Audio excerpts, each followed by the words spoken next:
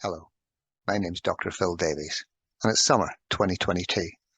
Now, would you like to save the Outer Space Treaty to keep us all safe from aggressive weaponization in space, but primarily the orbital space, just 300 kilometers above our heads? And would you like to give your family descendants the real opportunity to own a huge chunk of land on Mars? Now, if that's a yes, then do something amazing and join the Martians. So who are the Martians? Well, that's us. We are, to the best of our ability, an equitable representation of all humankind from all 195 and counting nations, working together in a communal claim of factual possession to all land on planet Mars. Now, that claim has been largely based for 12 years on our use of highly powerful lasers aligned to astronomical telescopes targeting the planet Mars on a frequent basis. At times, when Mars is close, we are smashing more than 10 quadrillion photons upon the surface of Mars every second. Now, some of the world's most respected legal experts have looked at all this, and they have validated our claim of early factual possession of all land on Mars. 3 of these top experts have produced reports that we have published on our website in the legal section. But those reports agree that we have a provisional legal foothold on planet Mars. Now, how come provisional? Well, it is because whilst possession is legitimate and ultimately could lead to ownership if the law was to evolve, it currently does not allow ownership. So all those agencies selling celestial deeds cannot be valid. That's why they stamp them with the phrase novelty gift. But we do expect space law to evolve in future towards tolerance of property rights. We think that's almost definite to happen, but it could take 50 to 100 years. We know it'll happen when wide-scale human settlement and industry and mining happens on celestial land, starting with the moon. Nevertheless, our factual possession does need to get stronger. And we have plenty of plans to make that happen. Now, we do a lot of talking about saving the Outer Space Treaty. Now, this is the only law that effectively stops aggressive weaponization, especially nuclear weaponization of space. Now, if we can get to a position of legal ownership, our strategy and governance plans will deliver a beautiful flat pack solution to most of the legal needs and problems facing our future use of space, the moon, and especially Mars. Now, this solution will not only save and build upon the Outer Space Treaty, it will enable vibrant and responsible commerce and can sit beautifully alongside things like the Artemis Accords. Should we be successful, if the law evolves towards tolerance of property rights and we gain ownership to land on Mars, we want a split ownership with legal title going to all humankind to be held in trust by the United Nations. It is the beneficial title that goes to all our co-claimants, our members. It then is divided down into plots, which are huge plots, and allocated to each member. Now, our membership is faithfully an equitable representation of all humanity from all 195 plus nations. So we see the creation of a space user group to perform governance for space exploitation. And of course, representation on that space user group is only open to spacefaring nations that ratify a top-up agreement to reinforce the Outer Space Treaty, to facilitate vibrant but responsible space commerce and deal with space debris and waste management. Now, our solution can also deal with Article 1 of the Outer Space Treaty. How so? Well, the Space User Group signs off the contracts for space mining companies, and they set up their installations on Mars. They only have to pay a ground rent fee to the affected landowner, one of our co-claimants. That they can keep all of their profits, obviously paying tax to their parent nation. Article 1 of the Outer Space Treaty demands that there should be some sharing of benefits with all others. Well, that's where the landowners come in. The affected co-claimant shares that ground rent payment, partly, with all other co-claimants. And given that those co-claimants come from all countries on Earth, they pay their taxes. Ultimately, space exploitation delivers a sharing of benefit to people of all nations. Now, that Article 1 is potentially a showstopper to exploitation in space as it stands. The Artemis Accords, based on the US Space Act, do not tackle this, and it will be a hurdle otherwise. Whereas our proposal delightfully folds in upon the Outer Space Treaty and the Artemis Accords. So we now think we're ready for the next step in this project, that being to go commercial. Now, why is that? Well, to date, most of our membership has arrived on a free basis. And that's because although we have held a paid-for membership since 2016, we've rarely promoted it, only at times when we need to raise funds for legal fees or opinions or court costs. But our internal audit has shown that the small number of fee-paying members are actually the most motivated to become influencers and proponents for our project. So therefore, we are going to move ahead on a commercial setting, and raising funds for further strengthening of our claim of possession is also important. So the next step is to re-engage with more established, informed media. We need the media to understand what our project is all about, the ethical goals that we have, to see those legal reports, to see the reports from the scientists who've examined our use of lasers and our calculations. We also want them to show the difference between possession and ownership. That's huge confusion. Possession is legitimate and legal, and we have demonstrated that. Now, ownership will become possible in future, and we will be ready for that. But at this current time, ownership is not legal. Hence, we need to separate ourselves from those nefarious agencies that are selling fake or novelty deeds on the internet. We're nothing to do with them. But we still think we'll need a smart marketing plan to help educate the public on what we're doing and the offer we're producing. So we're going to need seed funding for that. And we want that seed funding to come bundled with an investor who either has modern marketing competence or is a highly regarded business angel with widespread public impact. Now, that seed funding will go to a smart marketing plan. Hopefully that will help us raise a large membership. We have 5.4 million claims to issue.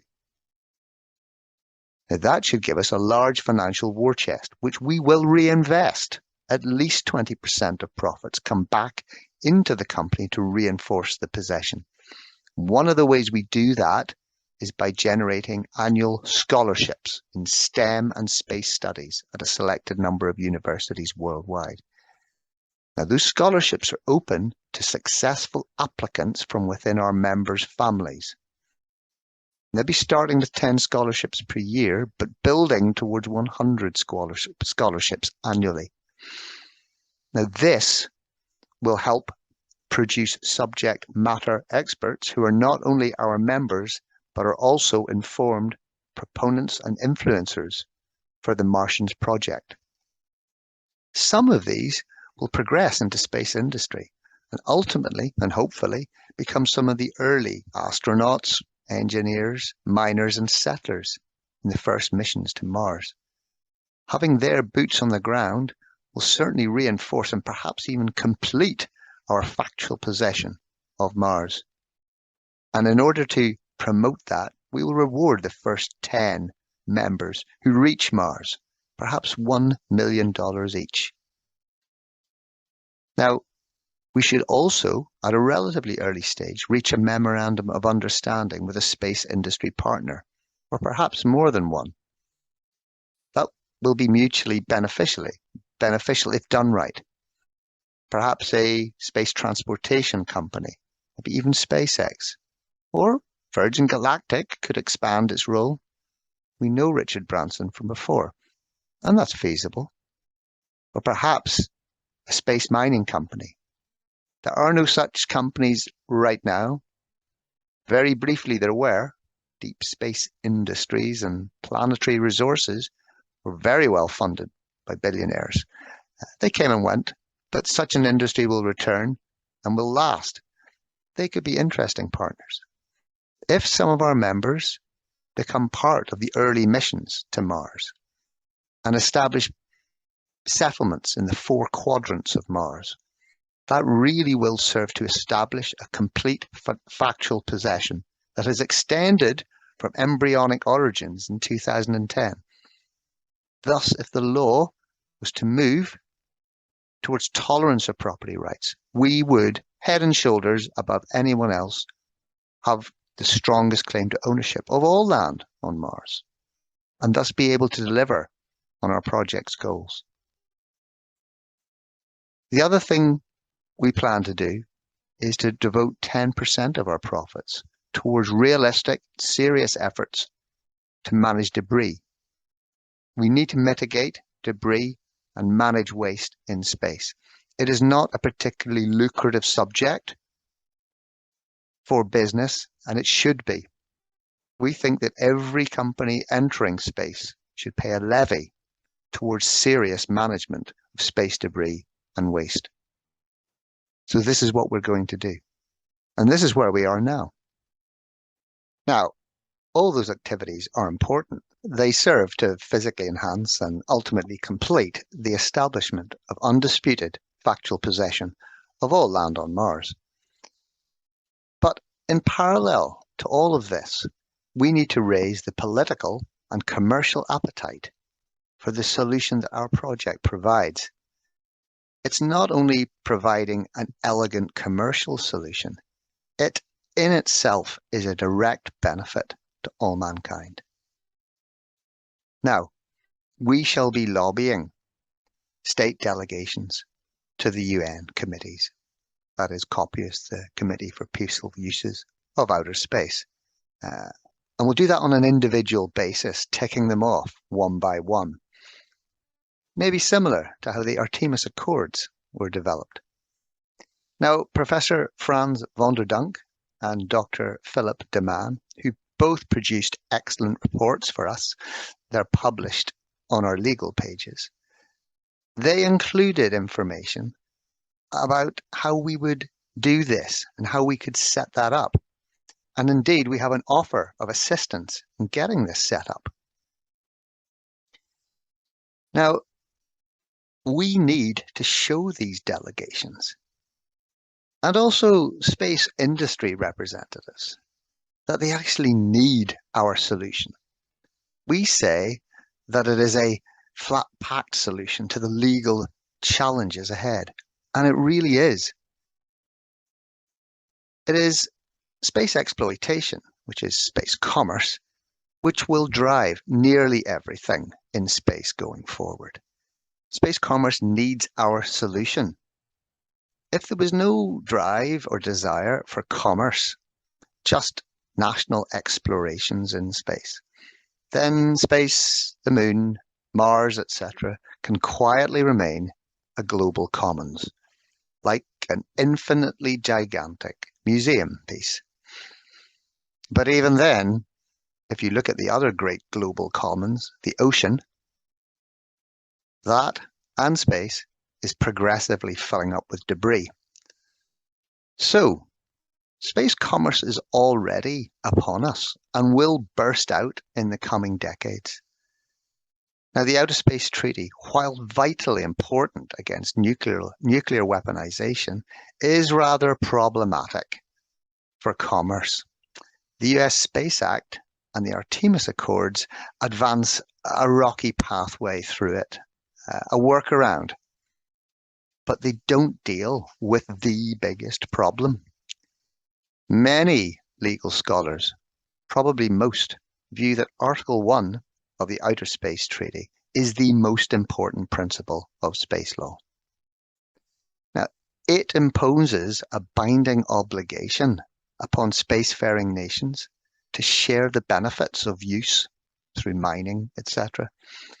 Now, although the extent of the obligation is ill-defined, in other words, how much benefit sharing is sufficient, this issue is that big. It was probably the key reason the Moon Agreement has essentially failed. States viewed that the proposed regulatory body would probably insist on implementing Article 1 to the fullest. Now, the Artemis Accords and the US Space Act do not add anything on this. There's nothing to help manage this hurdle for space commerce. And that means, do space mining companies have to share all their profits and their details of technical advancements? It's unclear, but it is an obligation. That makes for uncertainty, and investors do not like uncertainty. Our solution, which elegantly will sit with the Artemis Accords and other law, it allows such businesses to keep all their profits, albeit taxation goes to their parent country. But this gives them predictability in commerce. They just pay ground rent to the affected landowner, who is one of our co-claimants. Now, the landowner part shares that payment with all other landowners. And given that those landowners are essentially co-claimants that are an equitable representation of all humankind from all countries, who pay their taxes to their parent nations, that means that the commercial activity provides a benefit to all nations and all humankind. And the benefit increases as the commercial activity increases. But we must also acknowledge that it is the commercial use of space that means our project is required to be accepted and implemented. Our solution has legal title over all land on Mars, going to all humankind, to be held in trust by the UN. It is the beneficial title that goes to all our co-claimants, who are, to our best efforts, a faithful, equitable representation of all mankind from all countries. Now, that solution in itself is a benefit to all nations and to all humankind. And its implementation will be entirely due to space commerce. So we're saying our project will be a direct benefit to all mankind. Nobody suffers, everybody wins. Now, if you want to read more about our strategy and about those legal reports, then go to the legal pages of our website. And if you want to see the opinions and analysis of prominent astrophysics professors looking at our use of lasers and our calculations, our assumptions, then go to the science pages. Or if you just want a big update on everything that we're doing right now in more detail, then there's a link just below to the full 50-minute video. So, thanks for listening.